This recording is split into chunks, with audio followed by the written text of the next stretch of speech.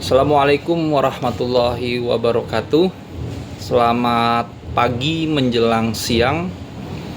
Yang saya hormati dosen pengampu Bapak Dr. Handes Sun Haji.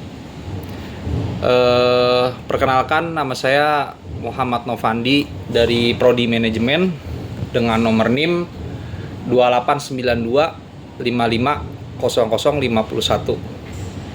Di kesempatan pada video kali ini saya akan memaparkan dan menjabarkan terkait soal UTS di semester 2 dengan dua pertanyaan yang sudah dijabarkan melalui informasi WA Group dan juga Adlink.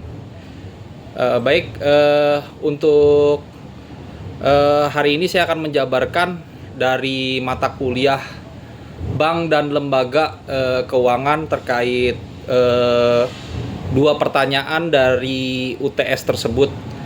Yang pertama, pertanyaan pertama itu jelaskan yang dimaksud dengan prinsip kehati-hatian dan bagaimana penerapannya dalam pemberian kredit oleh bank.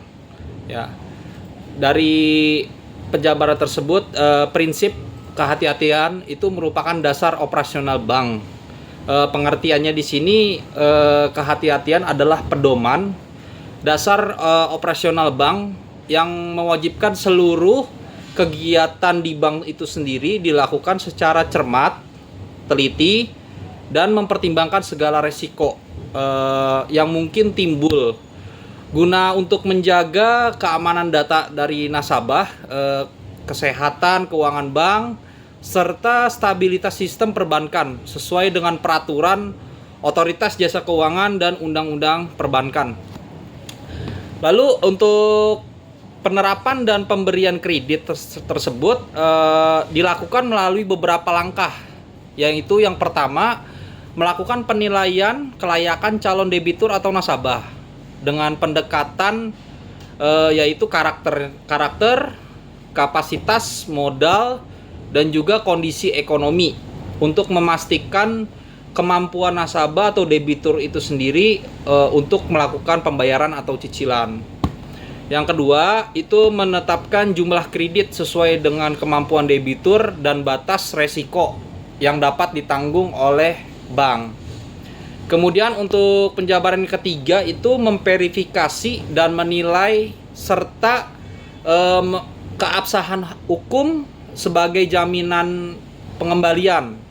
Terus yang keempat itu mengelompokkan kualitas kredit dan membentuk cadangan, membentuk kerugian untuk mengantisipasi kredit yang bermasalah.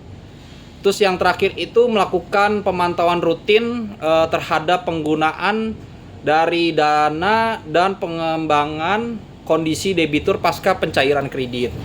Jadi itu yang pertanyaan pertama yang sudah saya jabarkan. Kemudian untuk pertanyaan yang kedua itu tentang analisis perbedaan antara kredit konsumtif dan kredit produktif pada bank umum, serta diberikan rincian contohnya masing-masing. Baik, di sini akan saya jabarkan dulu untuk yang pertama, kredit konsumtif. Kredit konsumtif itu adalah fasilitas pinjaman yang diberikan oleh bank untuk memenuhi kebutuhan pribadi ataupun rumah tangga dan tidak dipergunakan untuk kegiatan menghasilkan pendapatan. Sumber pengembaliannya itu dia berasal dari penghasilan tetap atau tabungan debitur. Terus untuk jangka waktunya itu umumnya pendek hingga menengah. Jadi dan tingkat resikonya itu relatif stabil selama debitur itu memiliki penghasilan atau usaha yang tetap. Contohnya itu dari kredit konsumtif itu KPR, mencicil kredit rumah, terus kemudian mencicil kendaraan bermotor, kredit pembelian barang elektronik, dan juga fasilitas kartu kredit. Itu adalah salah satu contohnya. Kemudian penjabaran yang kedua tentang kredit produktif, ya.